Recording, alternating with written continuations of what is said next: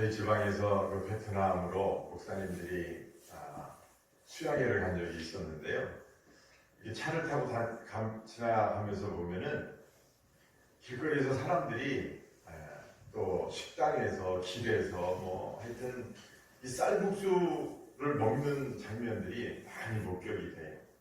그렇게 참 많이 좋아하는데 한 십수년 전에 한 외식 업체에서 우리나라의 한 외식 업체에서 이 베트남 쌀국수를 한국 사람 입맛에 맞게 개발을 해가지고 아주 히트를 친 적이 있었습니다. 그 다음부터 이 베트남 쌀국수가 우리나라에 많이 보급이 됐어요. 제가 오래전에 분당에서 목회를 할 때 속병을 이렇게 가끔 앓았었어요. 소화가 안 되고 속이 아프고 그랬었는데 이렇게 뭘 먹으면 잘 소화가 안 되는 거예요. 이제 신경을 많이 쓰고 이러면은. 그런데 어느 날 후배 목사가 베트남 쌀국수를 먹으러 가자고 그러더라고요. 그래서 처음 먹어보는 거니까 그런 게 있나 그래서 따라갔는데 그 베트남 쌀국수 그 육수를 이렇게 먹는데요. 얼마나 속이 그냥 시원하고 시원한지 그거 먹고 그냥 속병이 싹 났어요. 그래서 그 다음부터 제가 그거를 아주 즐겨 먹게 됐습니다. 못 먹어서 몸이 이렇게 기운이 없고 힘들 때 그거 한 그릇 먹으면 속도 좋아지고 편해지고 또 기운도 나더라고요. 한낱 음식에 불과했지만 그 쌀국수는 몸과 마음이 지쳐있던 저를 위로하시는 하나님의 손길처럼 그렇게 느껴졌었어요. 제가 이렇게 좋아하니까 제가 몸이 좀 힘들거나 지치면 꼭 그걸 먹으러 가거든요.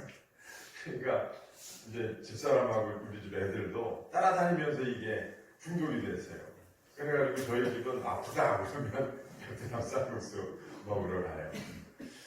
베트남 쌀국수 뭐 장사하러 가는 것 같은데 힘들고 아파하던 육신이 무언가의 위로를 받듯이 우리가 광야 같은 인생살이에서 이리 치이고 저리 치이고 힘들고 아파하는 우리 심령도 누군가의 따뜻한 위로가 반드시 필요합니다.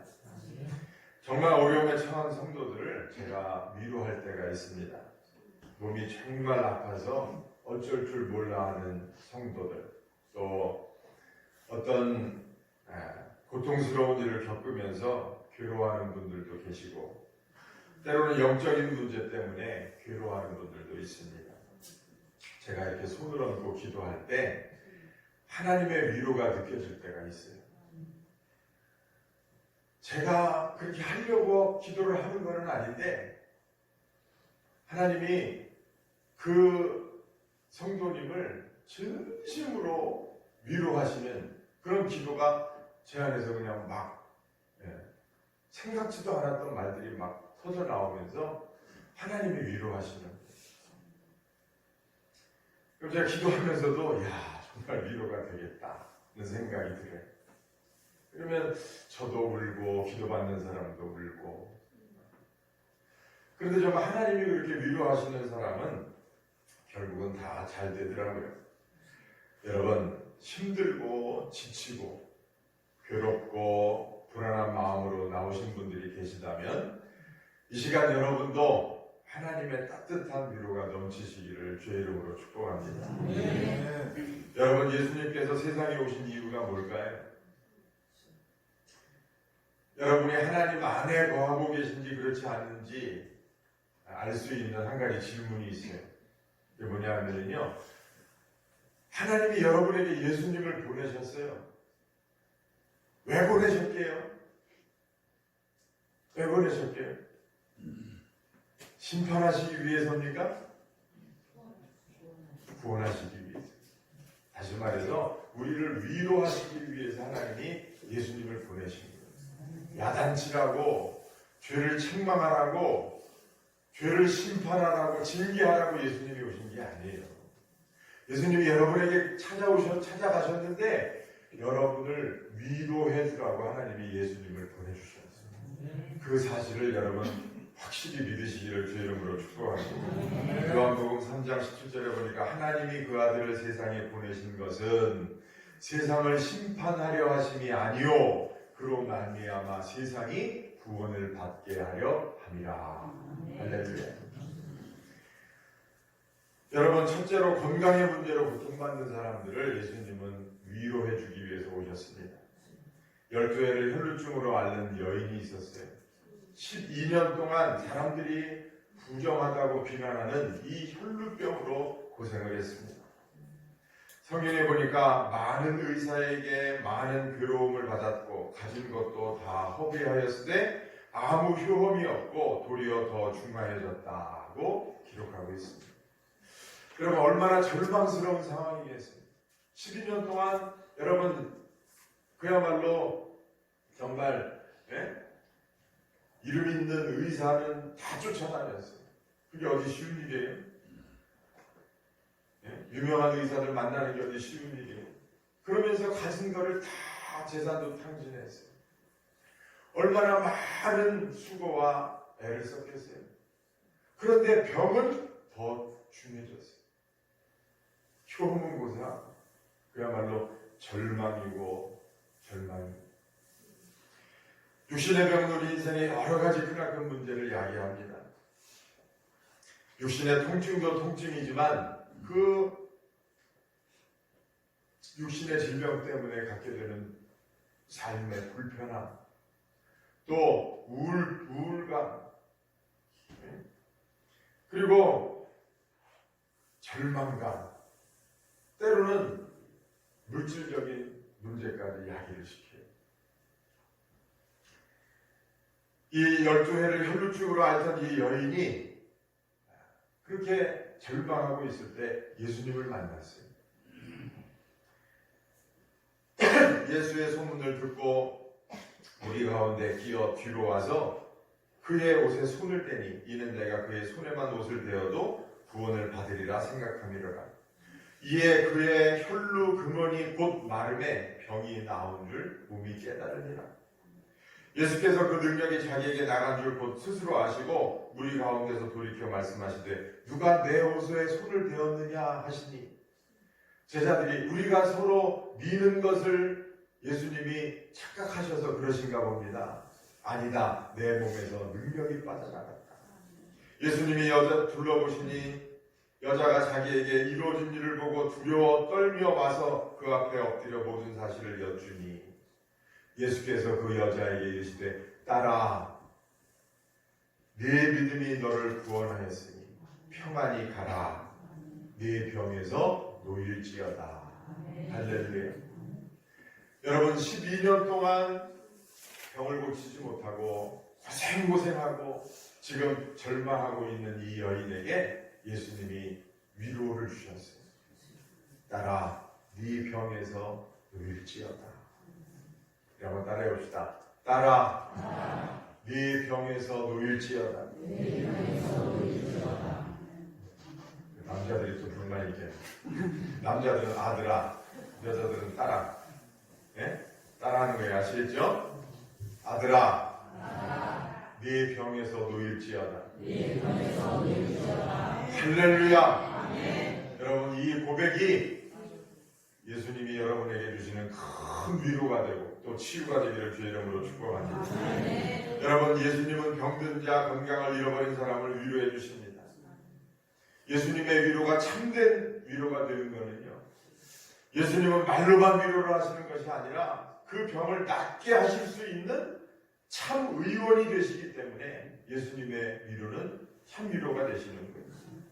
마가복음 1장 41절에 보니까 예수께서 불쌍히 여기사 손을 내밀어 그에게 대시며 이르시되 내가 원하노니 깨끗함을 받으라 하시니 곧 나병이 그 사람에게서 떠나간지라.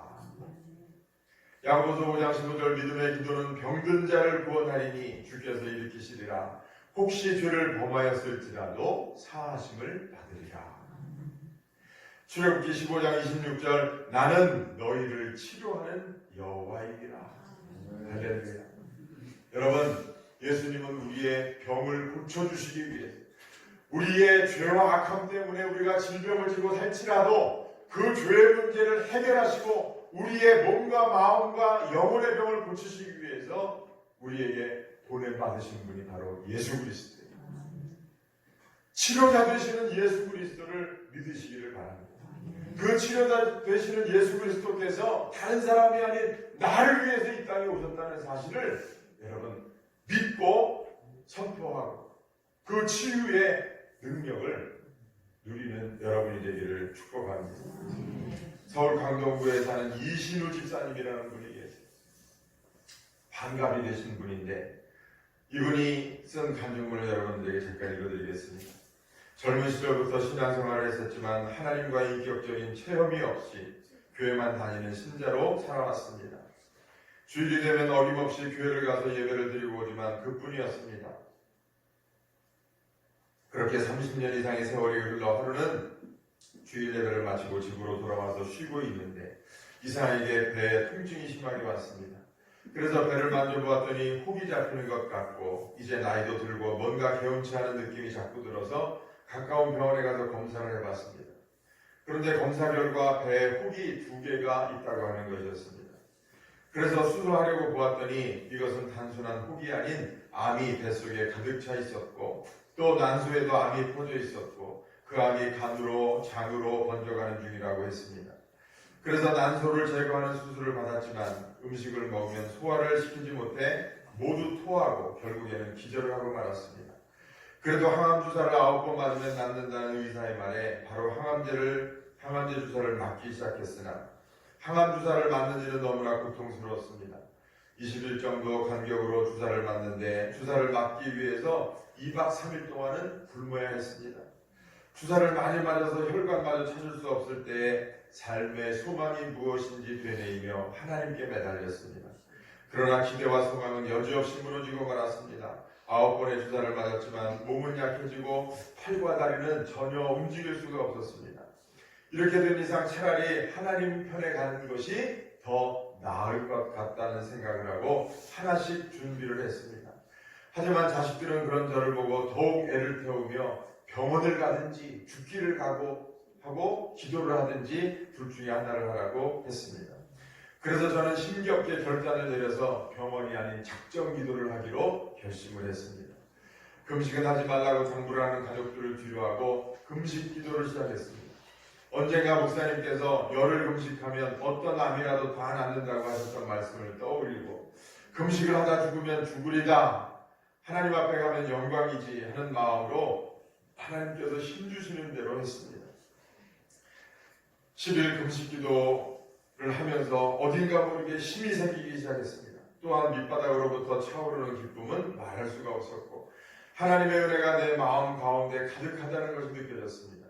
금식을 마치면서 오후식 기간에 성령님께서 예배 시간을 통해 강하게 역사해 주셨고 살아계신 하나님이 나의 구주이심을 입술로 고백하게 하셨습니다.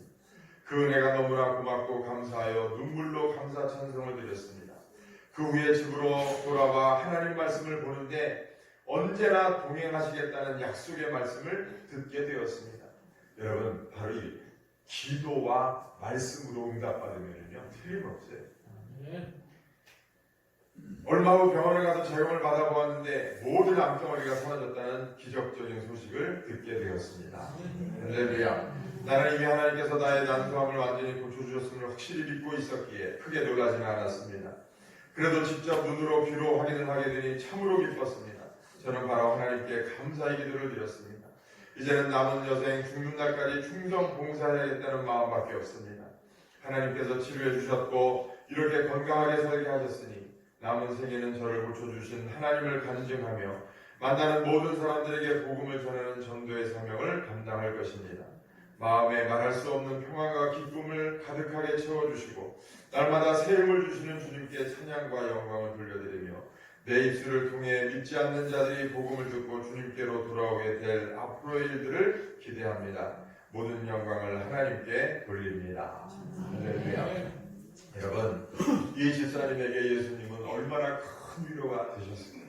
몸에 암이 가득 차 있었는데 정말 죽을 날만 기다리고 있었는데 그 고통 속에서 있었는데 주님이 찾아오셔서 구원의 확신을 주시고 하나님이 살아계신 것을 믿게 하시고 그 모든 병이 수술 없이 깨끗이 사라지게 하셨어요. 여러분, 하나님은요, 병든 자, 고통받는 자를 위로하시는 하나님이신 줄로 믿습니다. 두 번째로 예수님은 물질의 문제로 고통받는 사람들을 위로하시는 하나님입니다.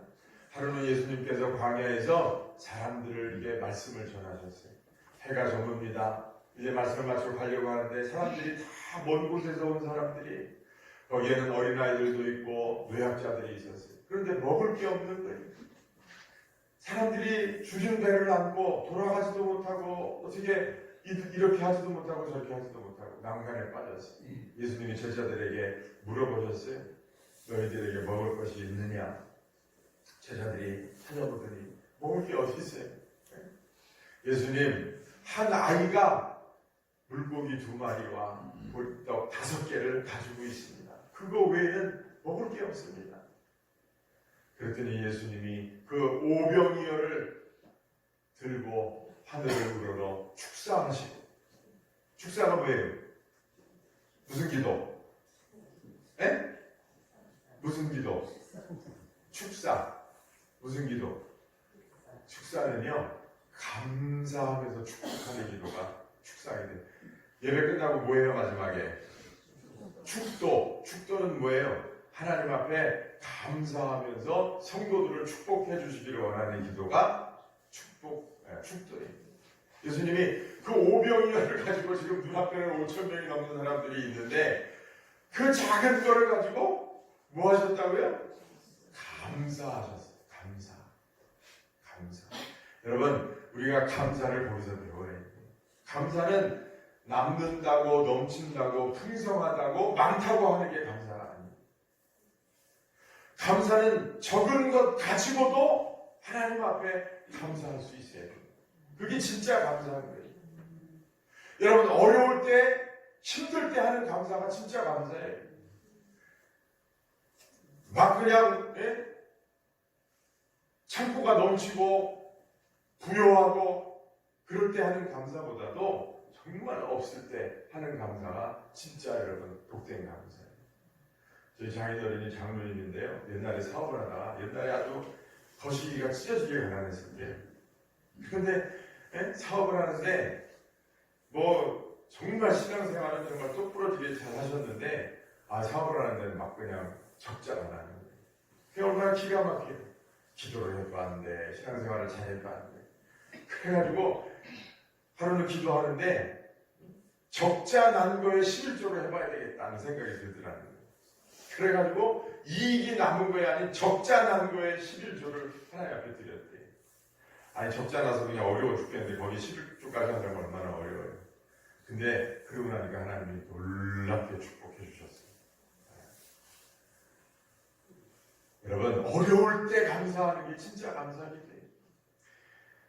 여러분, 세상에서 가장 큰 서름이 배고픈 서름이라고 해요. 눈물에 젖은 빵을 먹어보지 않은 사람은 인생을 논하지 말아라. 그런 말도 있지 않습니까? 저는 뭐 가난해서 눈물에 젖은 빵을 먹어본 적은 없지만 군대 가가지고요. 군대 가면 배고프잖아요. 한참 그냥 혈기왕성하고 훈련소에서 막 그냥 집 떠나서 고생되잖아요. 마음적으로도 고생되고 육신적으로도 힘들고. 그러니까 단기 얼마나 땡기는지. 그 식판에 밥을 받으면은요, 또 밥을 제 시간에 먹게라도 해주면 있는 거라도 먹는데 왜 그렇게 밥을 못 먹게 하는지. 벌써 식판 딱 받아들고서 한 1분 지나면 벌써 동작도 많아. 그러니까 뭐 그냥 늘 배가 고픈 거예요. 근데 한 2주쯤 지났을 때인가? 단팥빵이 나와요, 단팥빵. 이야, 근데 그거를 또, 막 시간이 없으니까요. 어떻게 하다가 그걸 화장실에서 먹게 됐는데, 이렇게 눈물이 나요, 왜? 화장실에서 빵을 먹는데.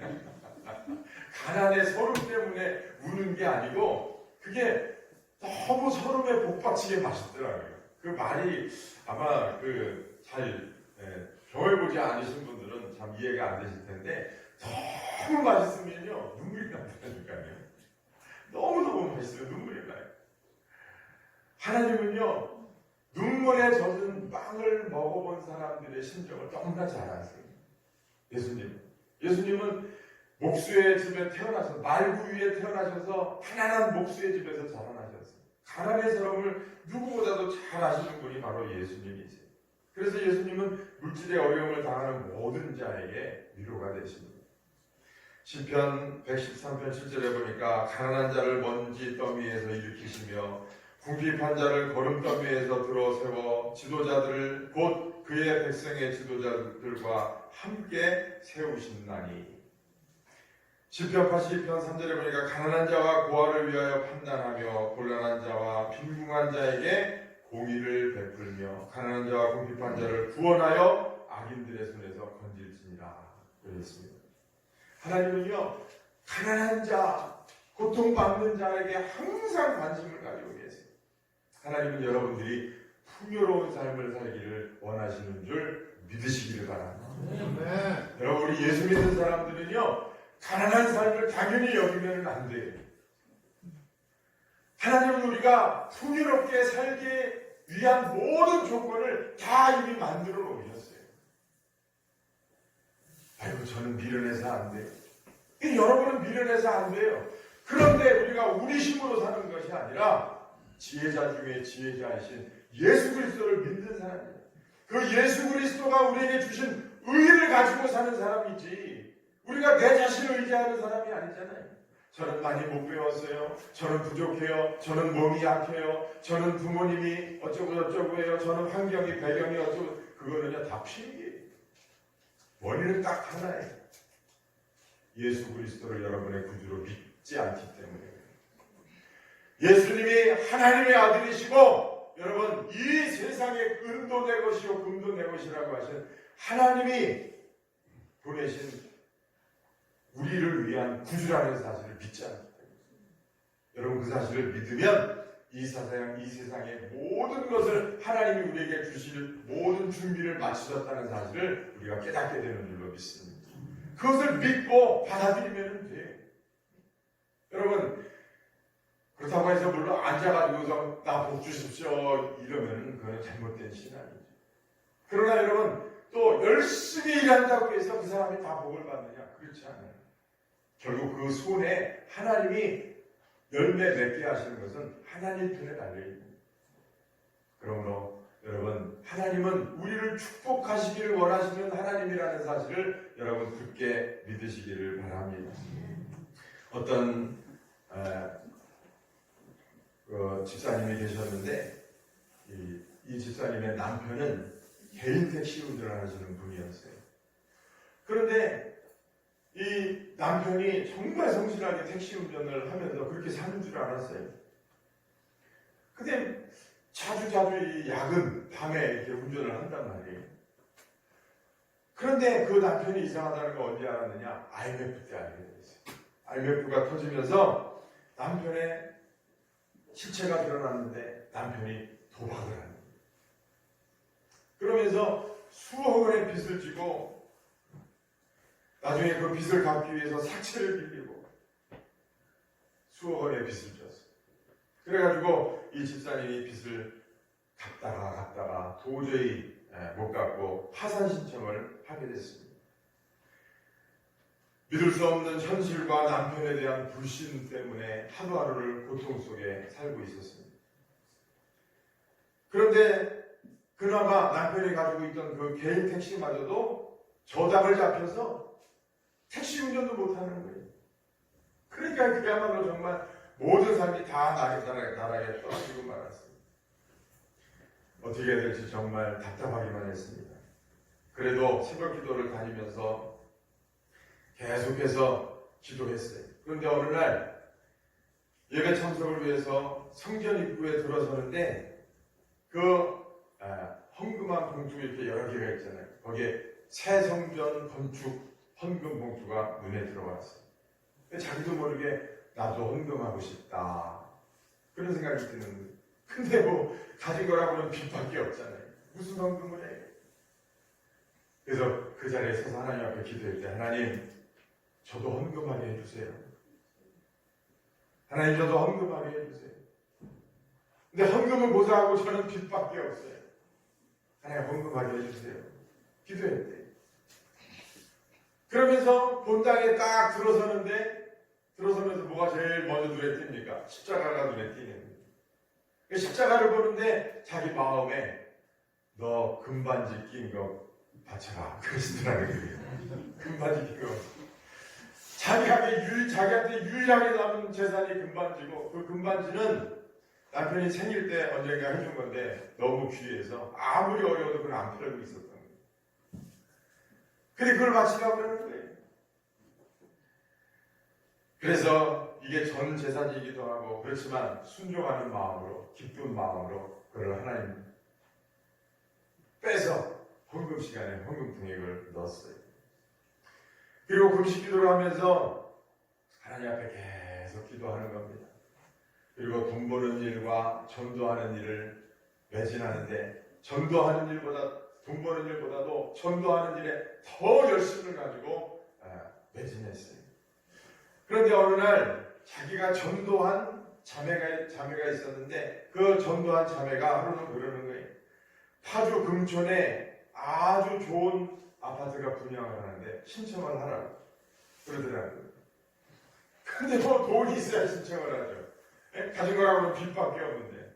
근데 나 그런 거 신청할 형편이 안 된다고 하니까 그 남편이 옆에서 듣다가 제가 집사람한테 집사님 이야기를 다 들어서 잘 알고 있습니다. 제가 도와드릴 테니까 한번 청약을 넣어보세요. 그러더라는 거예요. 그래가지고 그냥 어떻게 하다가 자기는 그런 거 할 줄도 모르고 그러는데 그 집에서 도와줘가지고 청약을 넣었는데 이게 당첨이 됐어요. 근데 그냥 그 아파트가 값이 쭉쭉쭉쭉 올라가는 거예요. 신기하게 그때부터 물질의 문이 열리고 재산이 불기 시작하는 거예요. 그리고 얼마 지나지 않아서 모든 빚도 다 청산하게 됐습니다. 도박으로 방황하던 남편도 정신을 차리고 전도하는 일에 같이 매진하면서 전도하는 사람들을 차량으로 수송하는 그런 믿음의 남편이 됐어요. 하나님께서 이렇게 고백합니다. 하나님께서는 내 마음과 정성을 담아드렸던 금반지를 기쁘게 받으시고 이렇게 엄청난 물질의 복을 내려주신 것 같습니다. 나에게 닥친 환경과 상황은 절망적이었지만 그 상황을 통해 큰 믿음을 주시고 큰 복을 넘치게 부어주신 살아계신 하나님께 영광과 찬송을 올려드립니다. 할렐루야. 여러분, 하나님은요 어떠한 진흙 가운데 있는 사람도 하나님이 마음 먹고 일으키시려고 하면은요 얼마든지 하나님은 하실 수 있는 분이에요. 혹시 이 자리에 물질의 고통을 받는 분들이 계시다면 오늘 이 말씀을 통해서 위로를 받으시기를 주 이름으로 축원합니다. 하나님이 살아계신 여러분의 아버지라는 사실을 여러분 굳게 믿으시고 여러분 십자가의 소망을 붙드시는 여러분이 되시기를 바랍니다. 우리 교회도요 처음에 우리 이렇게 밖에 안에 리모델링 공사를 먼저 했잖아요. 그때 제가 우리 대형교회 2012년에 처음 오니까 그때 안에 리모델링 하려고 헌금해 놓은 게 8천만 원이 있습니다. 그랬었어요. 8천만 원. 근데 이렇게 안에 리모델링 공사를 우리가 얼마에 맞출 줄 아세요? 제가 와가지고 여러분들이 막 열심을 내고 기도를 하고 그러더니 그냥 헌금이 막 쏟아지잖아요. 그래서 장로님들이 우리 교회는 시골 교회라 교인들이 여의치가 않습니다. 그랬는데 헌금이 2억 6천만 원이 나왔어요. 2억 6천만 원. 별로 안 놀라시네요. 그래서 이 안에 리모델링을 잘 하고요. 밖에 리모델링 할 때도요. 예상보다도 훨씬 헌금이 많이 나와요. 지금 우리 신축 건물 할 때도요. 사실은 얼마 돈이 없었는데 정말 하나님이 역사하셔서 오늘의 이 모든 걸 다 할 수 있었어요. 여러분 사람의 계산하고 하나님의 계산은 달라요. 그러므로 여러분 소망을 가지고 어떤 상황에서도 낙심하지 말고 하나님이 주시는 위로를 붙들고 일어서는 여러분이 되시기를 주의 이름으로 축원합니다. 마지막으로 예수님은 죄의 문제로 괴로워하는 사람을 위로해 주셨습니다. 하루는 현장에서 가늠하다 붙잡힌 여인이 예수님께 붙들려 왔습니다. 옷은 다 발가벗겨지고 그리고 사람들이 여인의 머리채를 붙들고 예수님 발 앞에 갖다가 던져놨습니다. 사람들의 손에는 자기 머리만한 돌들이 들려 있었어요. 현장에서 가늠하다 잡힌 여인은 돌로 쳐 죽이게 되어 있었습니다. 이 여인은 너무나 수치스러웠어요. 그 자리에서 빨리 죽고 싶었을 거예요. 사람들이 예수님께 묻습니다. 예수여, 현장에서 가늠하다 잡힌 여인은 돌로 쳐 죽이라고 모세율법에 되어 있는데 당신은 뭐라고 하겠습니까? 만약에 예수님이 그를 용서해 주라고 하시면 모세의 율법을 어기는 거예요. 그러나 돌로 쳐 죽이라고 하면 예수님이 말한 사랑의 모든 메시지는 다 물거품이 됩니다. 그런데 예수님이 그때 땅에 엎드리셔서 뭔가를 쓰시기 시작했어요. 성경에는 뭐라고 쓰셨는지 안 나오지만 사람들이 돌을 들고 서 있다가 그 예수님이 땅에 쓰시는 것을 보고서 사람들이 화가 진정이 됐어요. 예수님 말씀하세요. 너희 중에 죄 없는 자가 먼저 돌로 치라. 그랬더니 사람들이 돌을 내려놓고 한 사람씩 다 돌아갔다는 거예요. 그리고 예수님이 그 여인에게 묻습니다. 여인아, 너를 정죄한 자가 다 어디 갔느냐? 예, 다 가고 한 사람도 없습니다. 예수님이 여인에게 말씀하세요. 여인아, 나도 너를 정죄하지 아니하노니 가서 다시는 범죄치 말라. 할렐루야. 여러분, 이 여인에게 이 예수님의 말씀이 얼마나 큰 위로가 됐습니까? 나도 너를 정죄하지 아니하노니 나도 너를 정죄하지 아니하노니 가서 다시는 죄를 범치 말라. 여러분, 그렇습니다. 하나님은 우리의 죄를 용서하시는 분이, 하나님은 죄와 사망에서 고통받는 자를 위로하시는 하나님입니다. 여러분이 무거운 죄책감을 가지고 여러분이 죄 속에서 고통받으면서 눈물 흘릴 때 그 죄를 용서해 주시고 내가 너의 모든 죄를 사하였노라. 나의 긍휼로 너의 모든 죄를 사하였노라. 내 아들 예수 그리스도가 너의 죄를 대신 지고 십자가에서 피 흘리고 침뱉음 당하면서 내 죄를 위해서, 네 죄를 위해서 내 아들이 죽었노라. 위로하시는 분이 바로 하나님이신 줄로 믿습니다. 유두영이라는 사형수가 있었습니다. 이 사형수들을 마지막에 위로하면서 함께 예배드리던 박효진 장로님이라는 분이 계신데 이분이 쓴 책에 나오는 사람이에요. 유두영이라는 사람입니다. 이 유두영이라는 사람은 사립판정제 선고를 받았는데 처음 이 장로님이 보니까요, 눈에 살기가 있고 어깨가 딱 부러지는 게 그냥 보기만 해도 그냥 겁이 나는 사람이에요.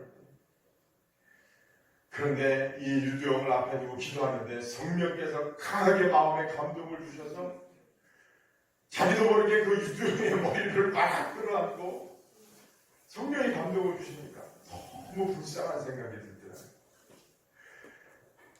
힘없고 약한 모습이 불쌍한 게 아니라 오히려 그 강렬한 그 모습, 자기를 보호하려고 하는, 또 어딘가에서 상처받은 그 심령을 성령이 보여주시는데 너무너무 불쌍한 생각이 들어서 그 사람의 얼굴을 부둥켜 안고 막 오열하면서 기도했어요. 근데 유두영이가 처음에는 깜짝 놀라더니 자기도 장로님 품에 안겨가지고 엉엉 울더라고요. 그러면서 유두영이라는 사람이 예수님을 영접했습니다. 그리고 신앙생활을 잘 하다가 8년 만에 사형 집행 명령이 내렸어요. 예수님을 영접하고. 그래서 이제 형 집행하는 날, 그 집행 형장에 도착을 해서 이제 사형 집행을 하는 거예요. 교도소장이 오늘 법무부 장관의 명령에 따라 유두영 씨의 사형을 집행합니다.